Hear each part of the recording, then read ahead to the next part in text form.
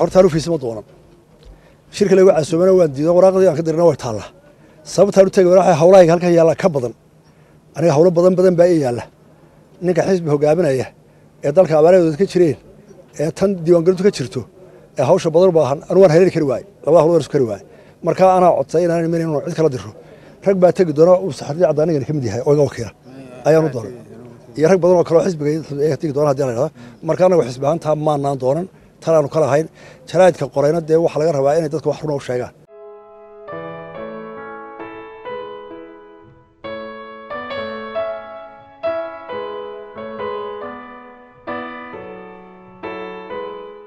naxariisto inagana sameeyaan naga siiyo dadkoodina halkooda ciibo khayr qaban ha dhigo ha u soo celiyo waliba waxaan ku rajaynaynaa imika oo baryaan waday dowladda Masar baan u hadlaynay in diyaarad aan u diro oo meeyadka aan soo qaadano oo loo keenay qorshahan aad u higto waa